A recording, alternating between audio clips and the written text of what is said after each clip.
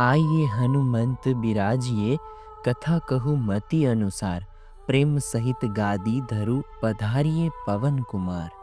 किसी भी ग्रंथ या कथा से पहले हमारे यहाँ ऐसा रिवाज है कि उस ग्रंथ का महात्म्य कहा जाता है। महात्म्य यानी वास्तव में ये ग्रंथ क्या है, उसका प्रारंभिक परिचय। आज से हम रामचरितमानस को समझने का एक प्रयास करेंगे। उनके पात्र, प्रसंग और उनके द्वारा मानव जीवन को मिलने वाले सिद्धांतों की चर्चा करेंगे। हकीकत में ये ग्रंथ क्या है? वैसे तो हमेशा कहने की इच्छा होती है कि रामायण की कथा के बारे में किसे पता नहीं है। सब लोगों को पता है कि रामायण में क्या आता है। एक सम्राट चक्रवर्ती दशरथ हुए। उनके यहाँ 4 पुत्र थे। जनकपुरी में उनका विवाह हुआ। राम को राज्य मिलने वाला था, वैसे में उसे वन जाना पड़ा।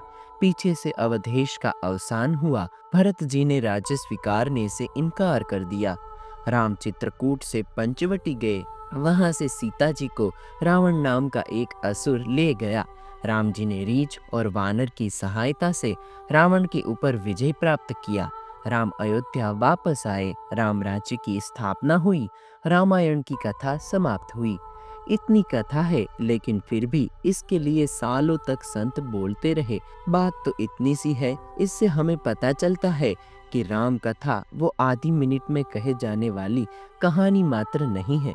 राम कथा केवल सम्राट के पुत्र का चरित्र नहीं है। राम कथा राम रावण का युद्ध ही केवल नहीं है।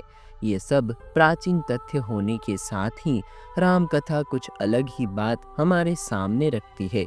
राम कथा के लिए ऐसा कहा जा सकता है कि कथा प्राचीन है, लेकिन वो अर्वाचीन समस्याओं का समाधान है। रामायण के उपासकों को ऐसा लगता है कि ये कथा भविष्य के लोगों के लिए एक प्रेरणा प्रदान करेंगी। इसीलिए राम कथा केवल राम की कहानी मात्र नहीं है। मान भी ले कि रामायण केवल एक राजकुमार की कहानी होती तो तुलसीदास उनके गुणगान गाते, लेकिन भगवान चंद्रमौलेश्वर शिव कभी भी इस कथा का गान नहीं करते यदि केवल वो एक राजकुमार का चरित्र होता। आइए हम सभी इस पावन रामचरितमानस को समझने का प्रयास करते हैं। तुलसीदास जी की दृष्टि से इस कथा को जानने और समझने और जीवन में उतारने का प्रयास करते हैं। तो दोस्तों, आज के वीडियो में इतना ही।